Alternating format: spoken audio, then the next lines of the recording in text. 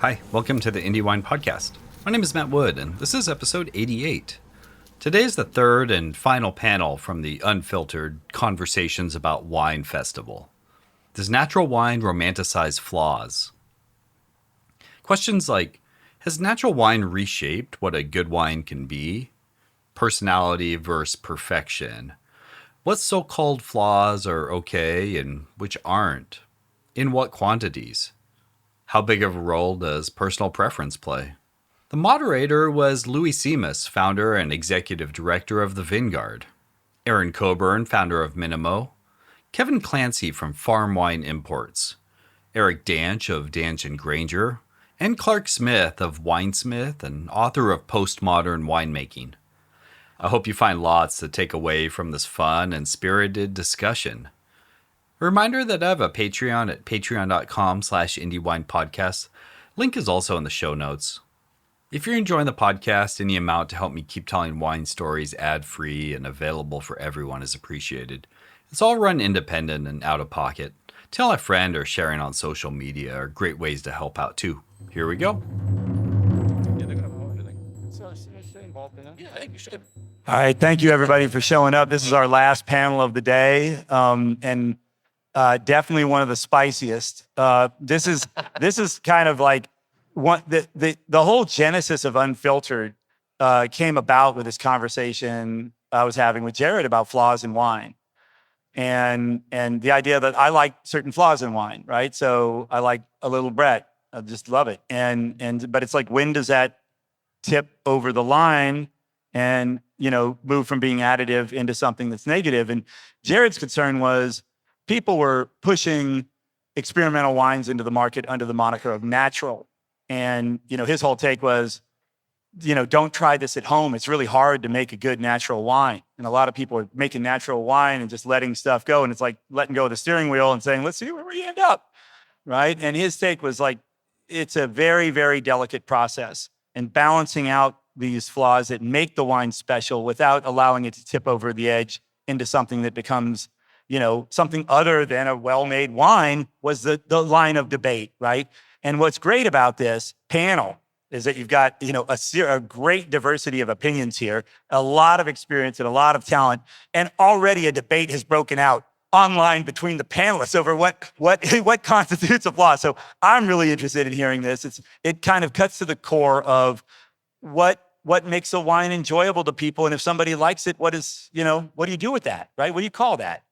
So I'm super happy with the panel that we've, Louie in particular from the Vingaurd has been able to put together here between such a diverse group and talented group and passionate group of people who live, think, and drink wine. Great. Thanks, Andrew. Thank you everyone for being here. And God, it's so nice to have like a PA system that actually works. Whenever I go to events, there's less like an issue. So first, before we get into it, I want to thank Andrew for putting this event together. It's the first, especially when you do an event for the first time, it's additionally stressful, and it's been a really beautiful day. The weather cooperated too. Also, thank Donkey and Goat for hosting it, as well, Jared and the Donkey and Goat staff. I want to remind everyone that afterward there was an after party of banter. So so we're gonna, just to get into this. So the name of this panel is "Does Natural Wine Romanticize Flaws?" I don't think of it that way. In my mind, it always has natural wine broadened what we consider to be tasty wines and our notions of deliciousness. So we're going to have, I think, a few different viewpoints as we get into the discussion topics today. First, I just want to let you know who everyone is. Over here at the end, Eric Danch. So Eric started Danch and Granger a few years ago. He's been working in the wine industry since 2010 and something like that. Before that, he worked in a circus, and I'll let him tell you about that at banter. But his company, Danch and Granger, is the foremost importer of wines from Central Europe. He's taught a bunch of classes for the Vingaurd and is a fantastic resource, and I'm thrilled to have him join us. Keven Clancy, who I have known Keven probably for like 32 years, something like that. And Keven and I both are people who kind of started out in the wine world when there wasn't really natural wine, but always were people who always kind of liked wines that were in that direction. And as more and more of these wines became on the market, we gravitated more and more there and are now firmly in the natural wine world. Keven started his company Farm Wine Imports 20 years ago, roughly. 16. Okay. But even before that, was one of the first people to really heavily import, distribute, and promote natural wines. Yep. That's his partner. So Erin Coburn of Minimo. Minimo was a fantastic natural wine shop that was in Jack London.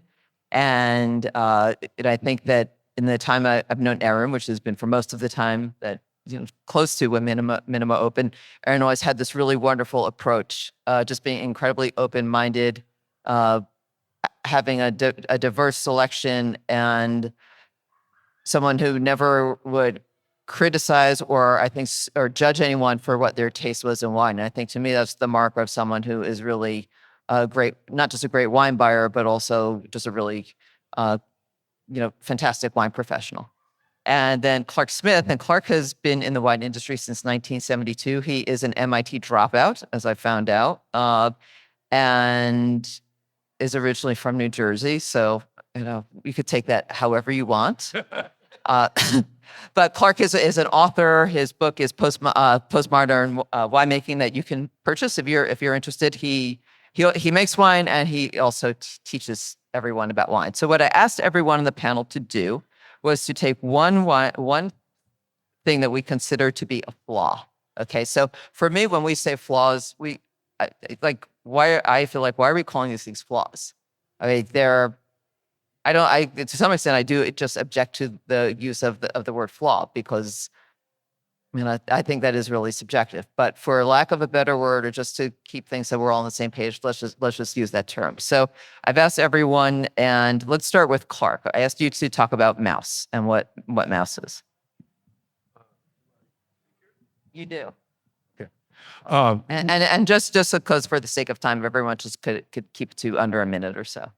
Okay, so mousiness is something that is caused by either Brettanomyces, or it can be a lactobacillus in grape juice, not in wine. But if grape juice gets out in the sun and heated, then you can get it from that as well. It's not an aroma. It's there are actually 4 different compounds, which I won't burden you with the names, but they all create in the finish a kind of hamster cage sort of urine taste in the aftertaste. They can be pretty disgusting. But what I told you was, I think the main flaw in natural wine, it's linked to the religious affectation, not only to do nothing, but to learn nothing. And my book is largely about techniques to build wine structure, so that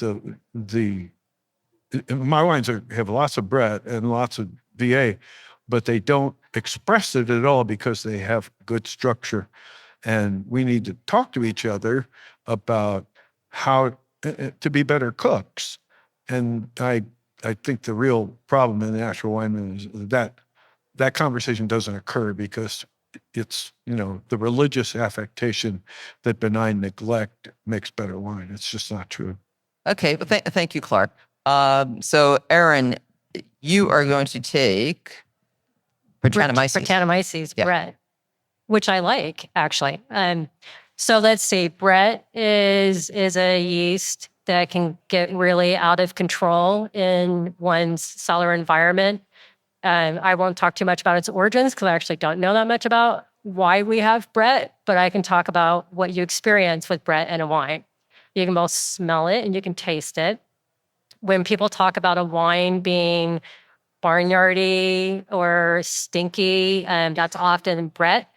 It can manifest itself in multiple different ways. I often will tell someone it's like you're drinking a wine next to a cow patch, or you are actually in a barn next to a saddle.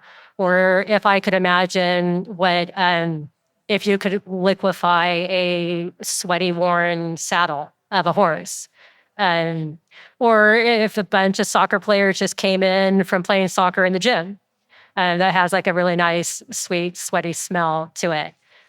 This is me romanticizing Brett. Yeah, that's getting a little racy, Erin.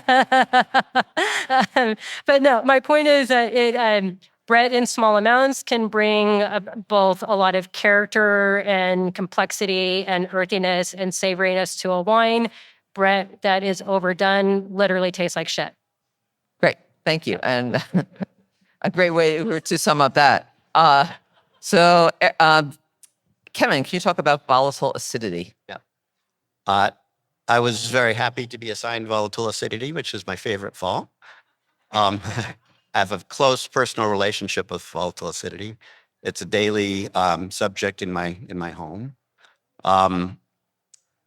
My lovely wife is also a wine professional for a long time, and she has a very low tolerance for volatile acidity. And I pretty much don't like wines that don't have it. So for years and years, that was sort of a problem as we sought middle ground, at the dinner table.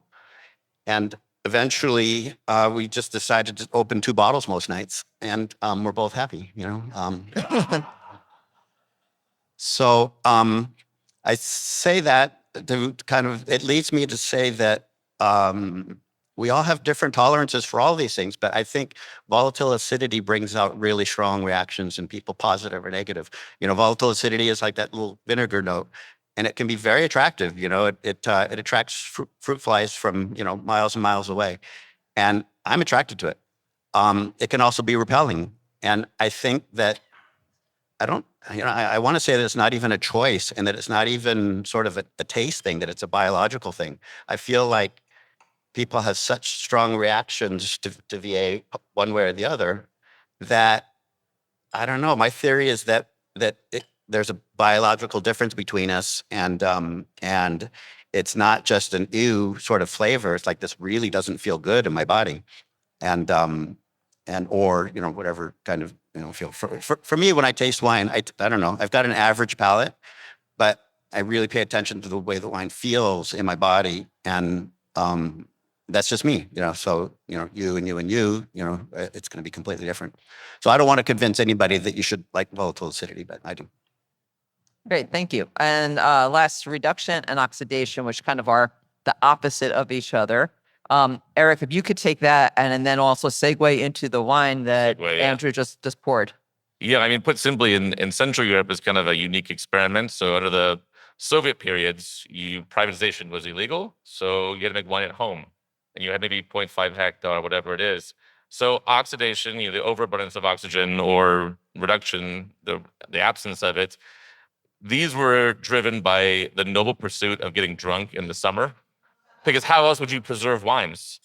You need to either build up a tolerance or an immunity to one of these two things, or use them. So in Central Europe, where I do most of my work, you have a situation where you don't have inert gas, you don't have dry ice, you don't have sealable tanks, you don't have all these modern techniques, you have nothing really.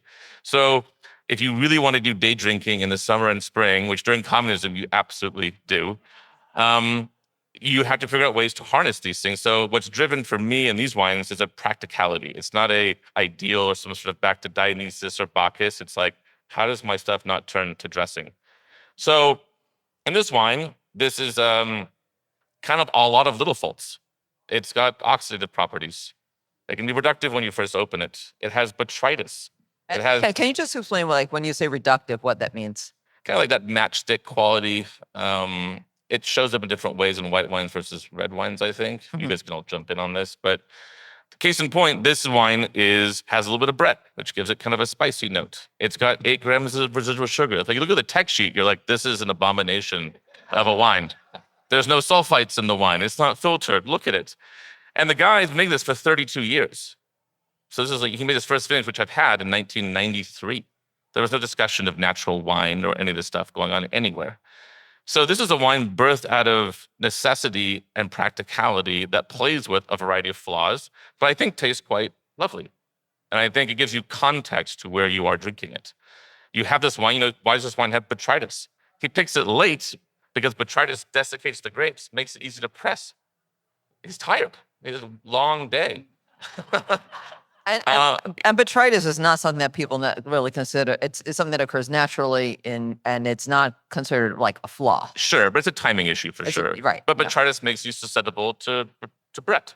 Botrytis can result in lack of nitrogen and you have stuck ferments, which is why you have 8 grams of RS.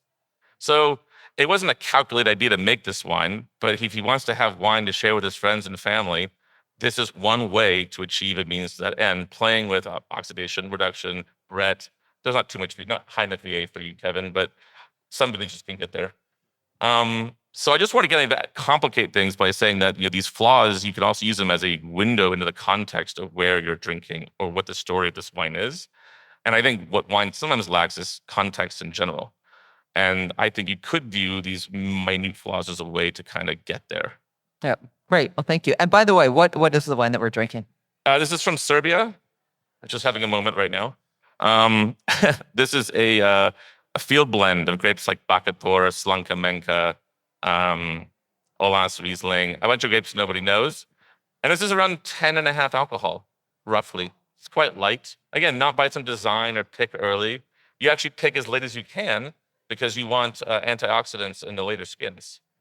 And so it's kind of funny. This is viewed as a natural wine now, but this is the wine he's been making out of just basically, I want to have wine to drink later this year. It just happens that it's Venn diagramming with where we are culturally at this winery right now. Okay, great. Thank you. So let's just get into it. Let me slip in a little tip here is when you go to the grocery store, go through your change. And the United States is the only place where you can still find coins made of copper. They need to be 1981 or previous. And I have 3 or 4 of them here. I keep them in my wallet. If you put one of these into a glass that you think has reduction, sulfides like hydrogen sulfide or captain, they'll go away in about 30 seconds. So it's a pretty good bar trick, and it's a good way to diagnose whether you have reduction in a wine, which usually gets better with age. Great. Okay, so thank you. All right, so as I said, getting into this, and with all the discussion of flaws, we could be here for hours because there's a lot more to say, but I think everyone wants to get to banter. So we'll keep things on track. Would you say that, and I'll let whoever wants to take this first, has sloppiness led to wines, let's say, that do have overwhelming volatile acidity, or like a lot of Brettanomyces, and things that this has contributed to a trend that is associated with natural wine. So I'm going to say, Kevin, why don't you take this first? Yeah, absolutely. Yeah. Sure. There's a lot of sloppiness. There's a lot of criticism that can be leveled at people at Natural Wine World, and criticism can be constructive. I think the criticism is only interesting, really, if it comes from people who understand what the ideal is. So criticism from within. There's a lot of progress that can be made, but that's different than some of the criticism that's heaped on from outside, which just rejects the ideal. Eric, did you want to? I'll just comment on a raw logistical level. We're rushing wines to market too fast. We're expecting the next vintage to come too quickly. We're not allowing.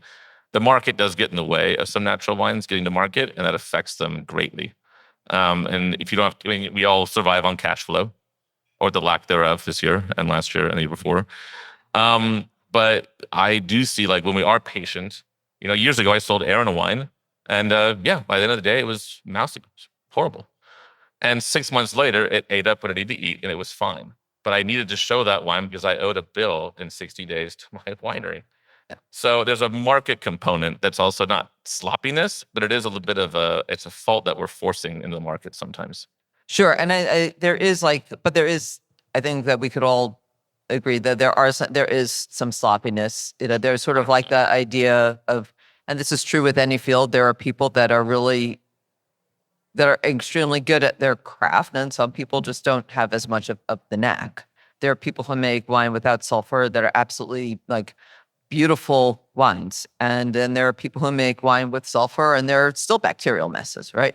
So I think that's true. Just to get to address your point about wines being rushed to market and mouse. I think that that's really true. And when Clark was talking about mousiness, for people who aren't familiar with what that is, it's what you'll sometimes get. It'll give like almost like a stale corn chip or popcorn. Any other descriptors that anyone wants to use about what mouse is?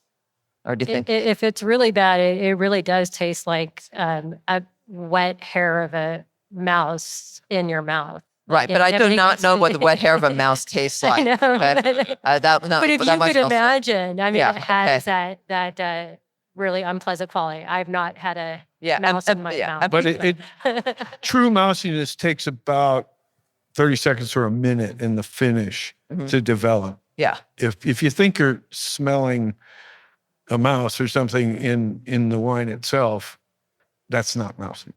Yeah. But as you were saying, and I've heard this from other people too, where they said, you rush a wine to market, and with if a wine is going to get mousy, you open it up, and like a half hour, it might be great. After 2 minutes and 30 minutes later, it's just really mousy. But very often with that wine, it just needs more time in barrel or in bottle, and you could have the same wine a year later, and you won't have the same issue with it.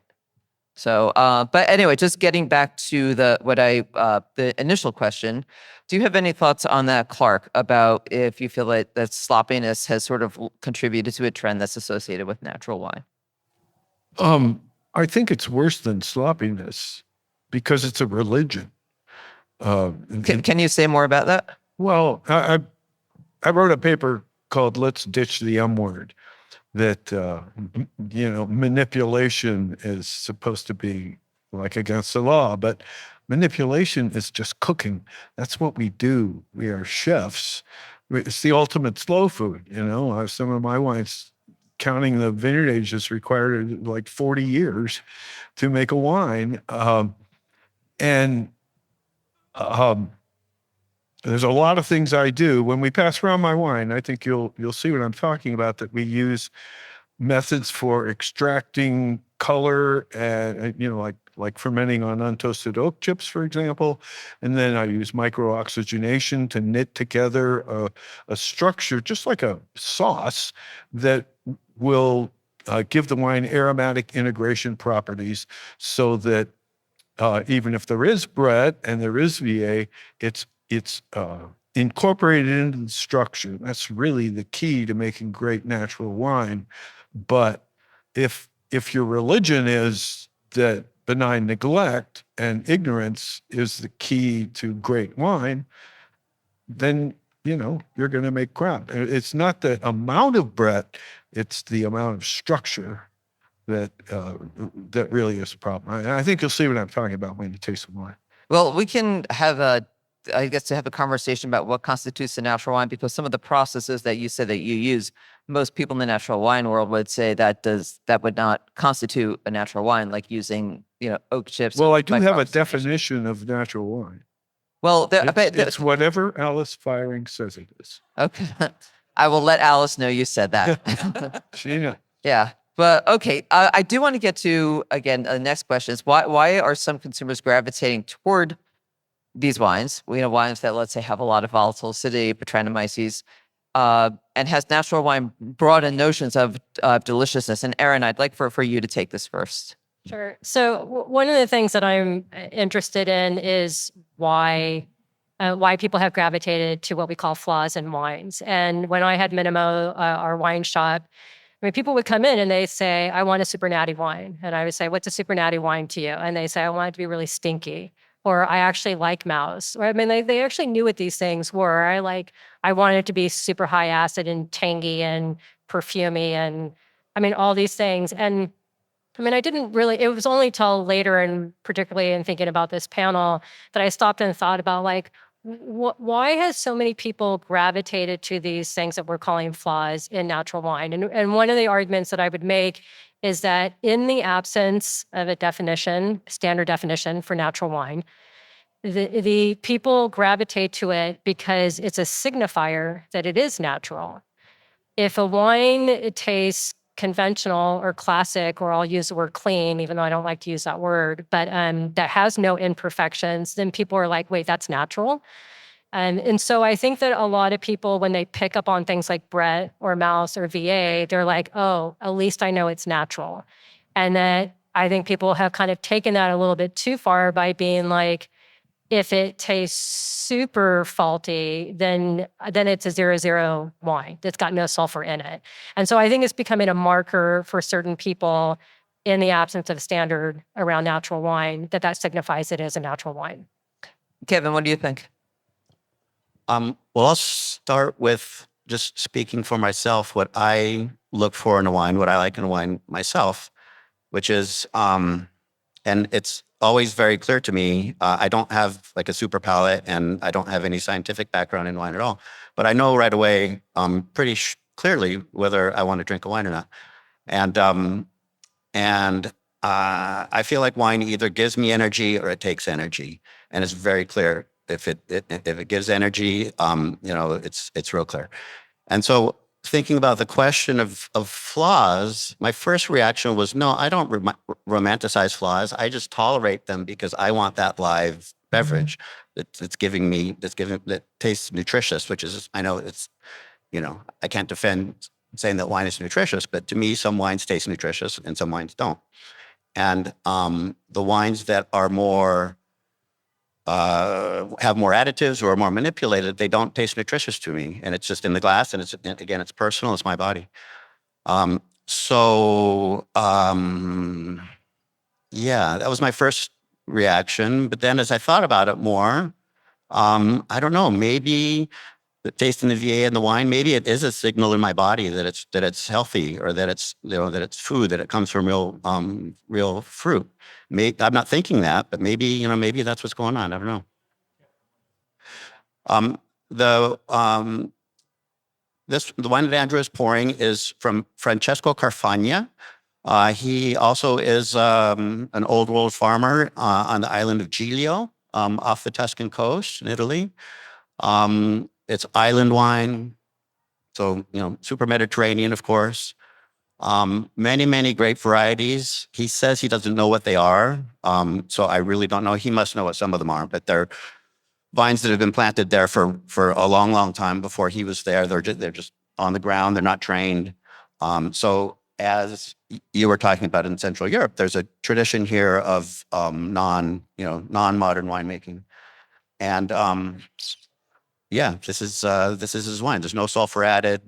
You can tell me if it's flawed, but to me, it gives energy. It's something I want to drink. And yeah, that's. Yeah, I mean, just to sort of interject with that. So I basically only drink natural wine, but I was in a situation last night where somebody gave me a glass of wine, and it was, I mean, I don't mind saying it was Ferniente Cabernet, and I really couldn't say no thank you. So I figured, okay, I drink Jack Daniels on occasion. This can't be any worse than that, right?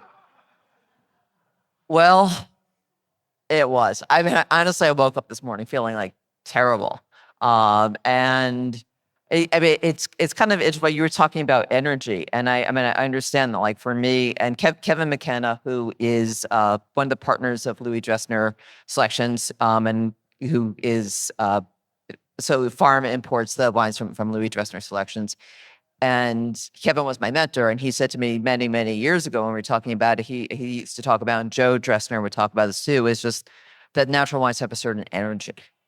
And I get what you're saying there too. And I mean, just kind of drawing the idea of that back to this discussion of, are people drawn to wines that, let's say, may have, what we consider flaws? I mean, I get what you're saying, Erin. I think that is a really good point, because people will be like, oh, it's a natural wine. Or people think that if all natural wines like have Brett or have VA, but it's also, I think natural wines have a certain energy, and sometimes they may come with Brett or volatile acidity, but I think there's also like an energy that comes with them too. And generally they don't make me feel that bad the next morning when I drink them. Yeah, Eric. I was going to add, it's like if you haven't been, it's like when you go to the farmer's market or something, or someone gives you a carrot and you're like, oh yeah, I haven't been eating carrots. I've been eating this other orange thing. Or when you remember like a tomato is a fruit, sometimes you get dumbed down. And I feel like especially during the Soviet period where I operate, it's like people were shoved the same products down. It changed their palate over 50 years. And I feel like while we didn't have that here, we do have kind of I think we're having a reaction to having a standardized taste for a lot of things. And natural wine is kind of that thing. It remind me of in Congress years ago, they were debating what constituted pornography. And the one senator was like, I can't define it, but I know it when I see it. It was a Supreme Court justice, and it was Potter Stewart. But yeah. Yeah. And there's an element where like, yeah, you can taste something and you're like, yeah, this is not the same thing I can get every single year. This is going to be different. Or you get a carrot that has 3 legs on it. You know it's not farmed a certain way. And you can taste it and feel it, and often the next day. Yeah. I think there's a distinction. I got a whole chapter in my book about minerality, which can be confused with volatile acidity. It's a buzz and energy in the finish. And I try to get it into all my wines. You have to grow either on limestone or volcanic soil. But also, if you knock it off with the pesticides and herbicides and get your hypogeous fungi going, then you can get minerality on any soil, and that's what I go for. And I'm very interested in that palate energy, but I think it's important to make the distinction between the energy and the finish from minerality and vinegar. Okay, so let's kind of move this into a slightly different direction.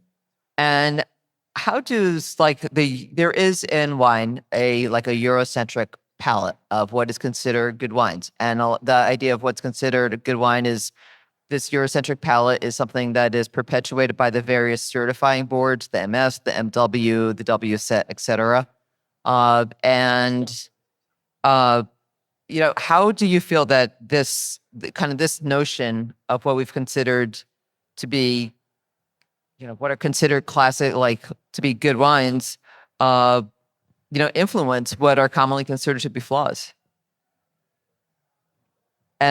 We think we could also, like you were talking earlier, Eric, about in Central Europe, and that is putting it into a cultural context. So when we talk about the idea of flaws and you put it into a different cultural context. Well, I would say also in Central Europe, when we say you're cooking with oil, we all implicitly mean olive oil for the most part. Or if you're frying, maybe it's vegetable or canola. Well, in Central European cooking, it's going to be lard. And if not, it'll be walnut oil. These are totally different ideas.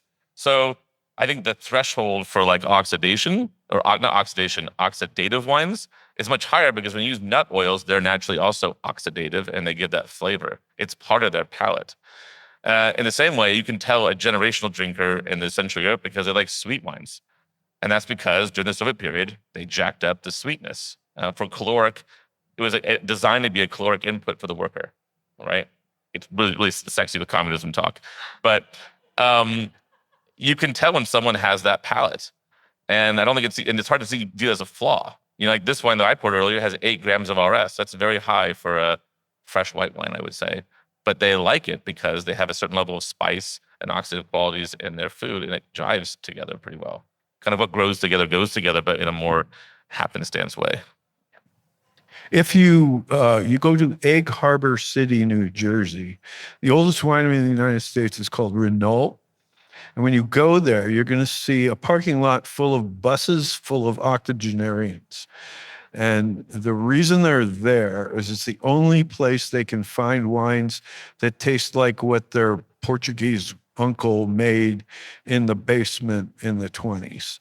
And they love those wines, and they're just loaded with VA and aldehyde, and they're really sick of what's offered on the retail shelf, which is in a very narrow window. The one flaw of trying to sell wine a safe way, for example, is if it's interesting. And so there are really 2 wine industries. One of them is trying to make, the expected Chardonnay, the expected Cabernet in a very narrow window. And I think the existence of that has led to trying to look at wines that speak of place and are more interesting. But I think we're in another extreme now And I think it's quite possible to have it both ways, to make wines that really do speak of place and are interesting, but don't turn the natural wine movement into a laughing stock for sommeliers. Okay, so when you say a laughing stock, can you just, from your point of view, what do you mean by a laughing stock, and who do you think shares this viewpoint? Well, I went to a natural wine movement. We had 36 wineries there, and fully 3/4 of them had wines where the VA was over the legal limit. And then there were like 8 wineries that were making fabulous wines. Gideon Feinstock was there, for example, and his wines never have those things. They speak very eloquently of place, and he's one of the most respected winemakers in the country. But it's not because he's making wines that are highly flawed. They're not. So when we're talking about this ideas of like volatile acidity, Brettanomyces, and Keven, it sounds like for you, you have a pretty high threshold, let's say for VA. I think it's all, I think that, I'm not going to say everyone agrees, but for me, it's very subjective. I'm not going to, there are wines that I might think are, that I would never drink, that I think are just, where the so-called flaws overtake and completely mask what's beautiful about the wine. But that said, I find it to be subjective. But for you, especially like you're trying to sell wine, trying to talk about wine. How do you try to, when you're dealing with someone who has a wine that you think is actually really beautiful, and they're like ripping it apart and saying that it has a lot of flaws, that there is something else going on. How do you navigate that situation? Do you just say, okay, you're right? Well, if you're small, there is no right and wrong. There's plenty of room. In fact, it's absolutely critical that the 25,000 brands we've got are all different. Every single one of them has a different idea of how to make wine and what kind of customer they're trying to attract. Barolo's been this way forever. One person will say this wine is criminally flawed, and the other one will say this is the greatest Barolo I ever tasted, and they're both right. Yeah. So my concern is neglect as a religion, and sort of the holier than thou position of natural winemakers, where they're almost scolding other winemakers that have just as much of a right to have their own dream. And what it's caused is that, unfortunately, we've ceded the moral high ground to people that don't know anything about what it's like to make wine. We're talking about... Yeah. Something, Clark, I'm sorry. I do need to cut you off here. Keven, you were going to say something? Well, I'd like to respond to what you were just saying, which you make it sound like natural wine is coming to take your Meursault away from you.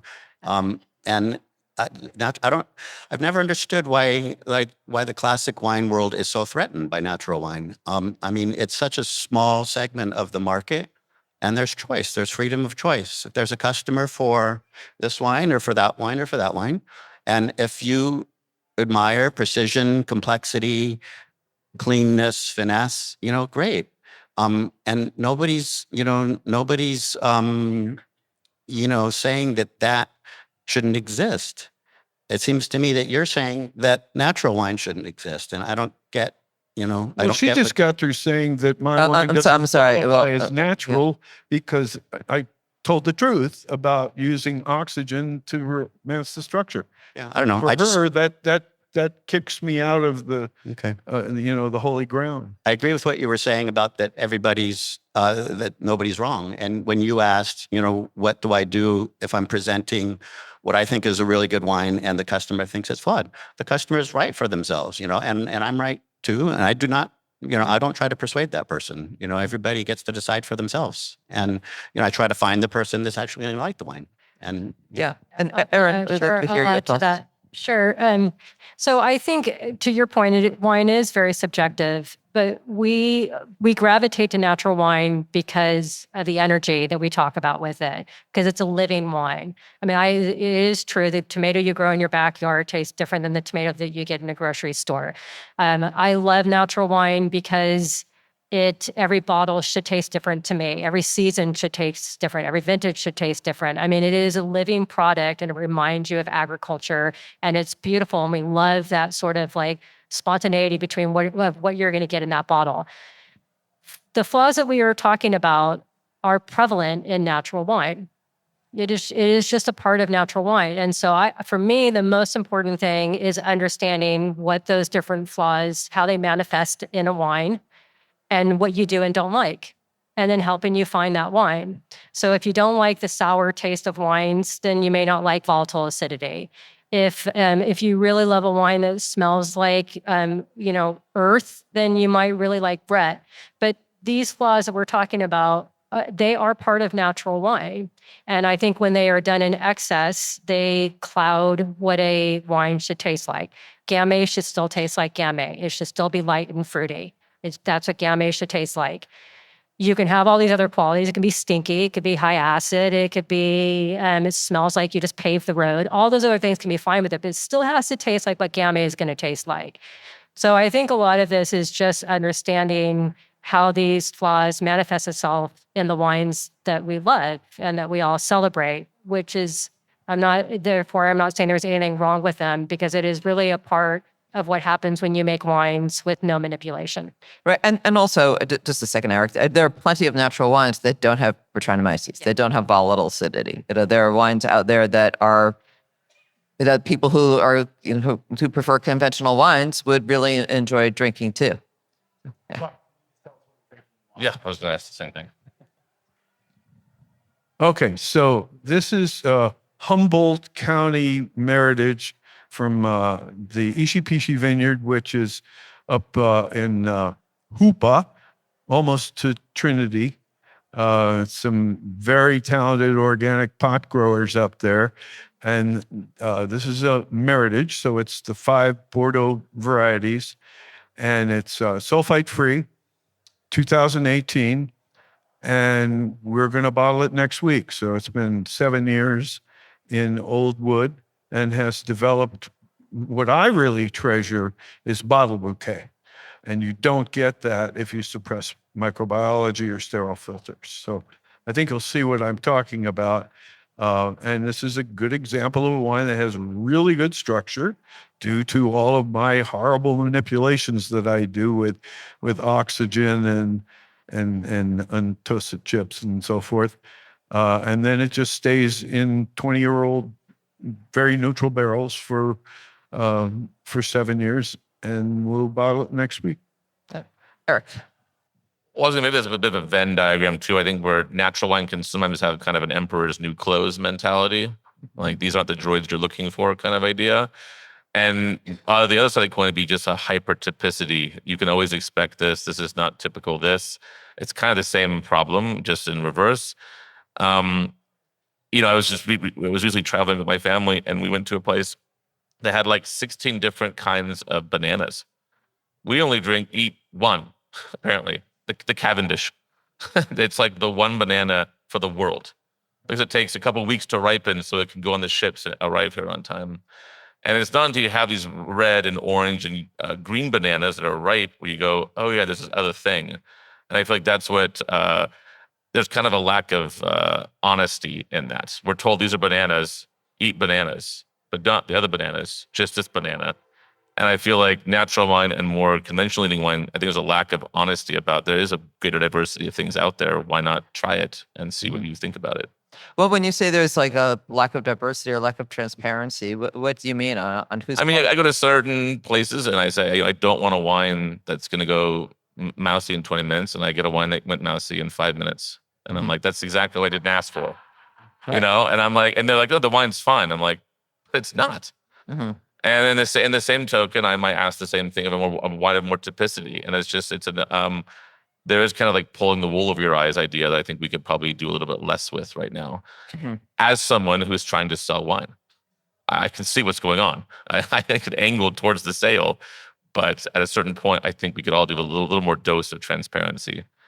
And I find that in a lot of, Kevin and I, you've probably the most, Erin, heard sales pitches about natural wine, and you could almost feel like they're chat GPT, cool climate, low alcohol, high acid, blah, blah, blah, blah, blah. It's rehearsed to a degree. It's almost like a skit we're performing, and I find that entirely boring and counterproductive, and we're falling into that a little bit here and there. So here's a question, and I guess for everyone, but Kevin, I think I'd like for you to address this first. Do you think that in the time that you've been working with natural wine, let's say the last 25 years or so, that we're seeing wines that have like more so-called flaws? Do you think that it's changed? Do you think that there's also now just more people who accept that and are okay with that and realize that this is not necessarily a flaw, but it actually adds to the overall flavor of the wine? Well, I work with a number of European producers whose wines were quite flawed for a number of years, and we had the patience to hang in there with them, and they figured out how to make their wines better, more consistent, less flawed, without resorting to things that they didn't want to do. Most of it just having to do with time and just learning. So that's always changed. And there's so many more people now making wine, and I think a lot of them are at early stages of this learning process. And I like to give most people benefit of the doubt that they're trying to make good wines, and they're trying to do it without additives, and there's a risk. For sure, there's people that are more cynical, especially once it became marketable. I mean, like in the last 10 years or so, it's sort of, some people got the idea you could make money in natural wine, and that is crashing. Which is probably a good thing. And so, yeah, there probably is more bad natural wine out there than there was, but I like to think that it's part of a process, and I like to think that the people that are cynically putting, generic natural wine into clear liter bottles and putting a cartoon label on it, that the market's going to decide, like they're not going to make it. My phone. That's your phone? Oh. Wow, how do I turn that off? Does anybody want to comment on this wine? Oh, so we have hold on. We have 2 minutes left. Okay, because I did want to try to have a little bit of a Q&A, but we don't have to. Okay. All right, cool. So just before, is there anyone who wants to comment on Clark's wine? Any thoughts on that? I don't think. Oh, I'm sorry, Erin. You wanted to say something? You just said I haven't had any this time. Oh, okay. Erin doesn't have any of Clark's wine. Okay, there we go. Any thoughts, comments? Let's just open it up to questions. Yeah, so I want to see if there were any questions. Yeah, Ken. So I actually have a question. So I've been to your wine fair event for a number of years. To my mind, I found every year the wines have been less and less, quote unquote, flawed. And I don't know whether that's something you have picked up on too, or whether other people have, and what people's thoughts have been about that. Because this year in particular, I thought the wines were just a lot cleaner than what I had 5-6 years ago at the earlier wine fairs. That's a good question. Because the truth is, when I barely am able to taste, and I can't really even focus on it, but I do know most of the winemakers. It's just what Kevin said, that there are, let's say, more bad natural wines out there. But there are also more good natural wines out there, because there's just a lot more natural wine that's out there. And I mean, when we say bad natural wine, it's like, what is that? Again, it's subjective. If we're going to talk about wines that have like flaws, I would say, there may be some truth to that. That there's not as much stuff about. I wouldn't say there's as many wines that say they're like really funky. I've also noticed with some producers that, especially some of the people who use like no or very little sulfur, that I've noticed the trajectory of their wines, and where they figured it out. They have figured out how to make wines without adding sulfur, that are now like really, I think, really quite delicious. I mean, like Atea's wines.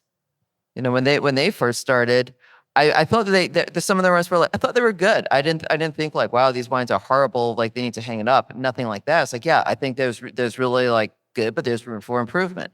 And now I taste their wines and I love them. I just think, they're terrific. So I would say for me, yeah, there was a little bit of truth to that. Yeah. That question brings up to me your role as the person curating your tasting and the role of an importer distributor and choosing first the role of the wine producer, what they choose to put in the bottle and put under the label, then the importer distributor, the retailer or restaurateur. There are all these, steps.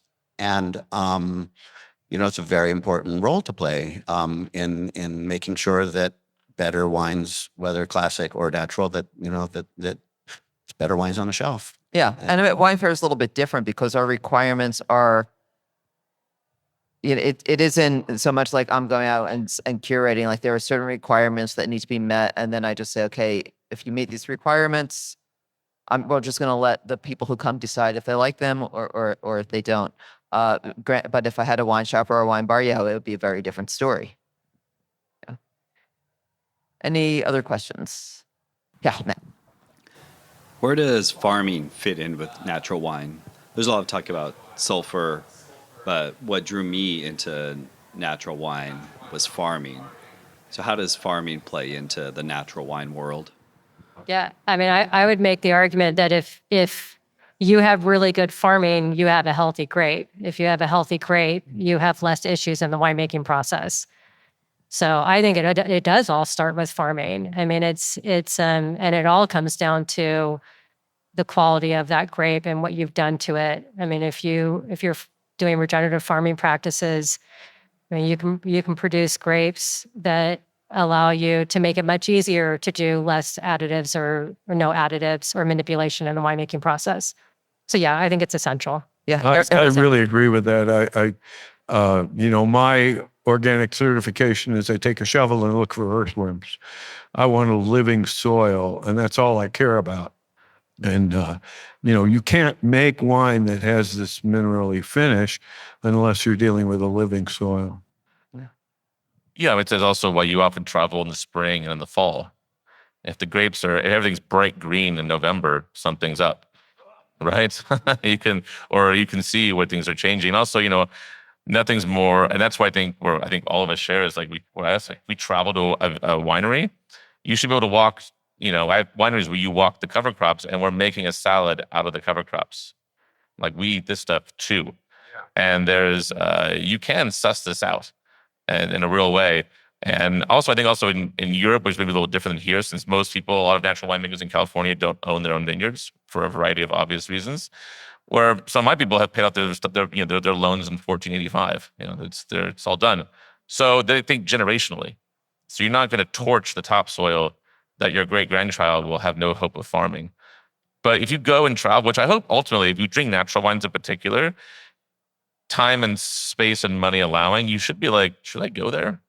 Which you can, because most of the time they are families. You can call them up and go visit, and they will host you, feed you, and you will have a relationship. I think that's one thing that's maybe missing is like, we're supposed to be the conduit to these relationships. We're supposed to be the shortest distance to the source as possible. And that's, I think, an attractive thing of authenticity that we're looking for. And like that said, you can't put the farming on the back label in a way that's, it's hard to do that. But yeah, it's essential.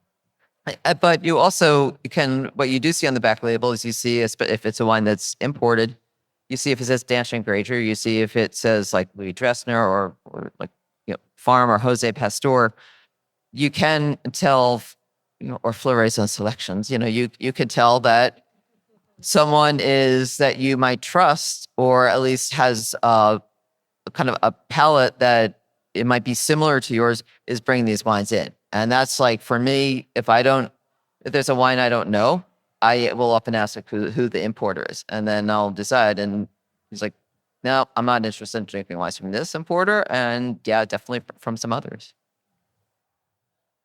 Yeah, Robert. Yeah. I wanted to know, are sometimes flaws being accepted more, or, well, sometimes even a natural winemaker intervene to fix the flaws with sulfur or another way? Well, I guess so. That is a question where uh, does anyone here want to take that? Yeah. Do you mind? Yeah.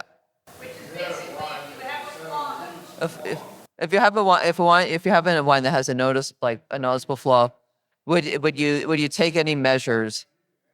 Right. Right. No, that's for SO2.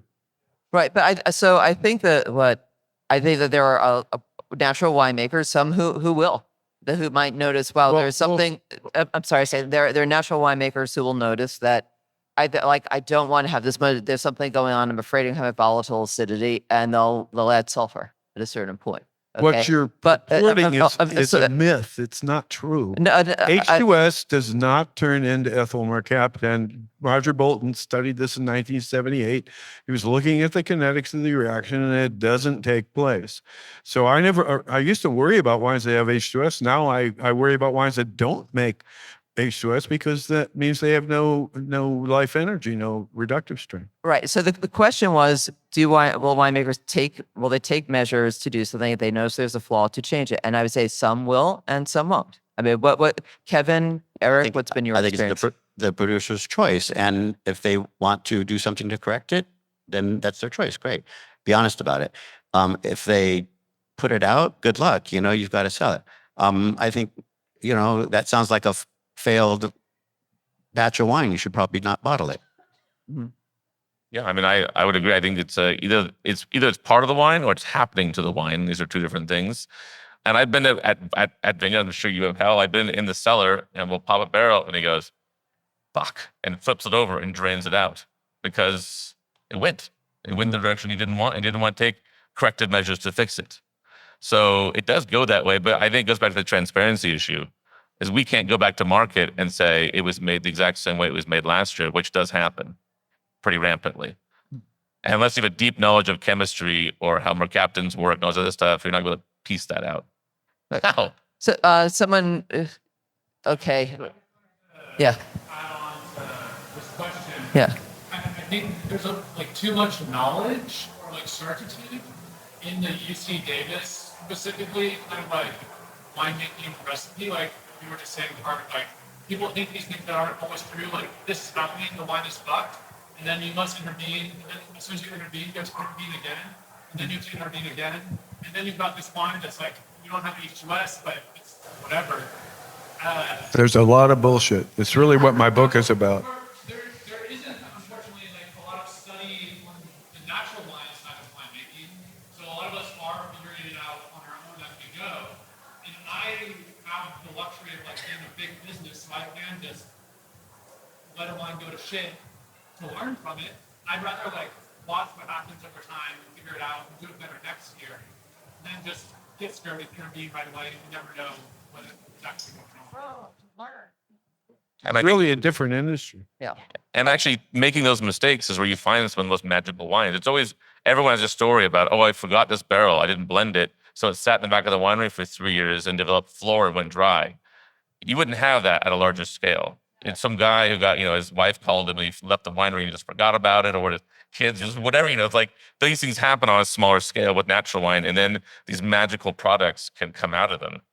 You're not bent to a huge production scale level where you have to admit, fourth quarter earnings and all that stuff. Yeah. Jared, you had a question. It's probably a cynical question, but So it is. Go ahead. okay, so I often hear natural winemakers say, oh, this is double barrel, there's something wrong, they're pretty gay. But I always think of barrel as kids. And it seems to me if you have a kid and there's something wrong, that you don't have that kid and you work to make that kid better. Sometimes you distill that kid.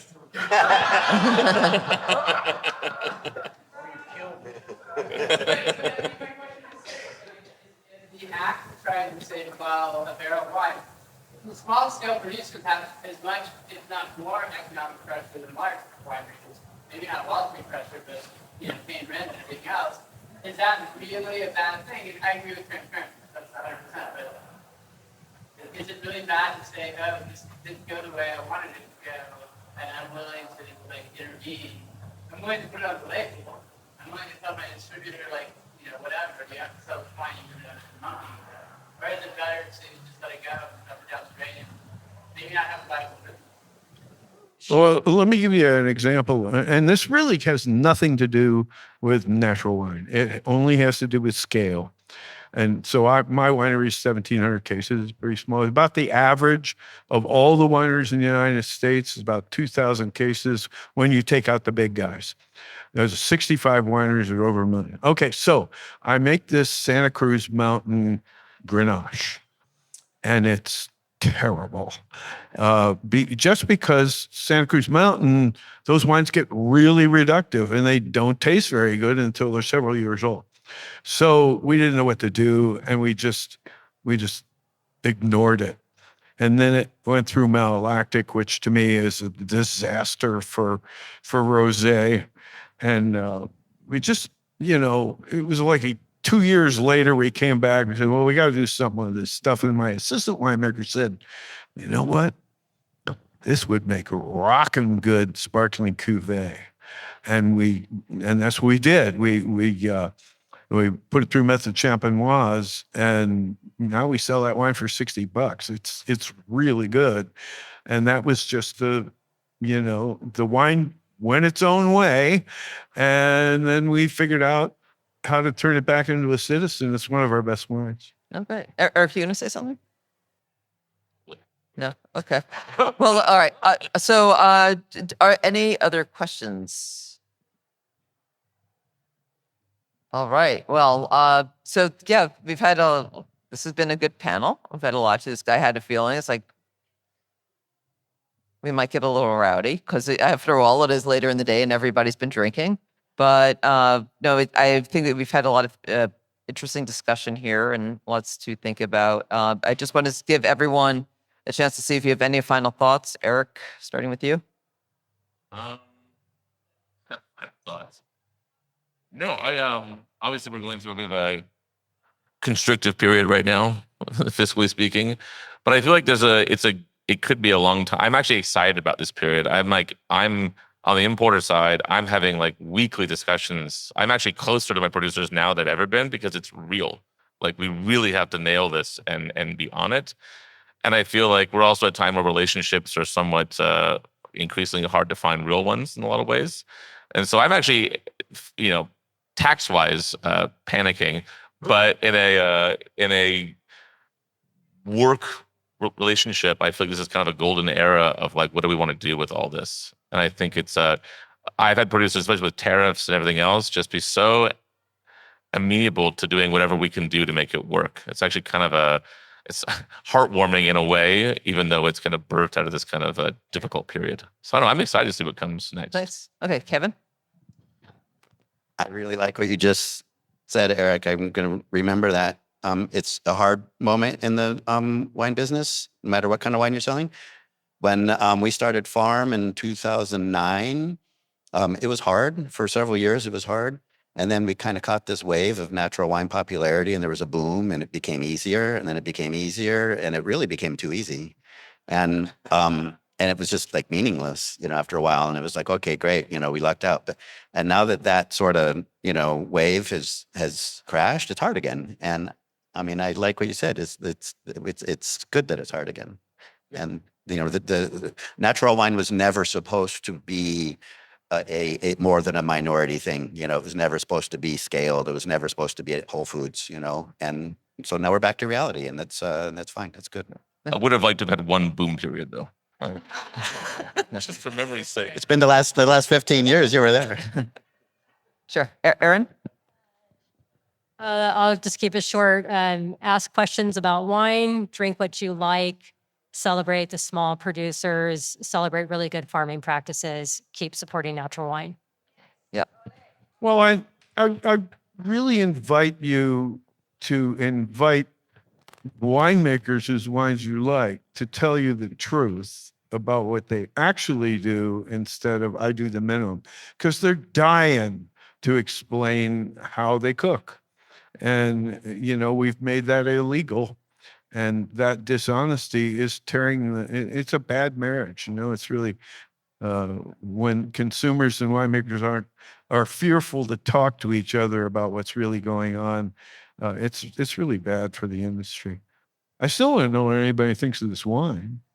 All right. Well, as I said, we could save that for banter or after this. So just before we adjourn, I just do want to say one thing: is that behind every wine, there are the people who are the most essential people in the industry, the people who are picking the grapes, the vineyard workers, and.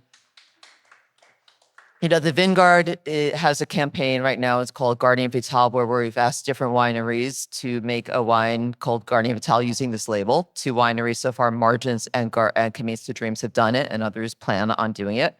There are 15 requirements to use this label.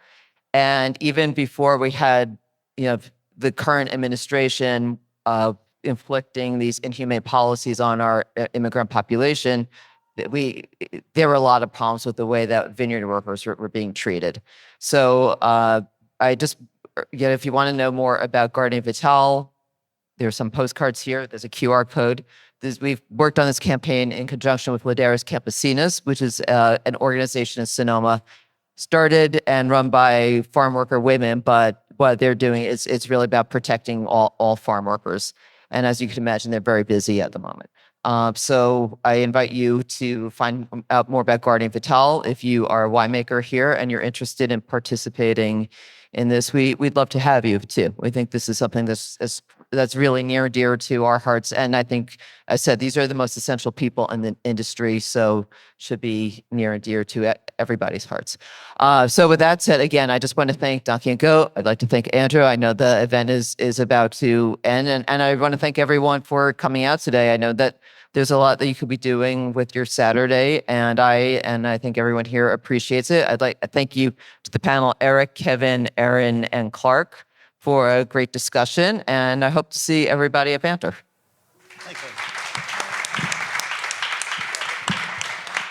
Thank you, Louie. Everybody else, thank you so much. And in line with that, I encourage everybody, if you have a wine out there that you like, please buy a bottle from these people. It goes directly to all these winemakers. It supports their craft and their business. So please support the winemakers whose wines you enjoy out there. Thank you so much for coming.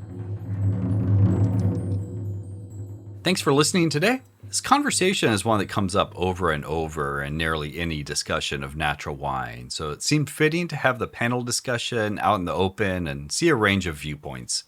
This was the inaugural Unfiltered Festival, but there's many chances for you to keep the conversation going at Donkey & Goat's Thursday night Unfiltered events. The inaugural one was with Carrie Quintana of Carrie Q Wines last week, and was so much fun for beginners and those already familiar with Carrie's wines, and there are plenty more events coming. Please follow the podcast on wherever you're listening and the Instagram at Indie Wine Podcast, and feel free to email indiewinepodcast@gmail.com with comments, questions, or feedback. If you're enjoying the podcast, I'd love if you told a friend or wine lover about it and help spread the word.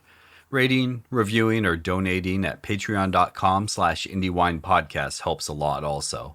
It all goes to offsetting podcast expenses, keeps it ad-free, available for everyone, and allows for more episodes. We'll be back soon with another episode. Have a good one.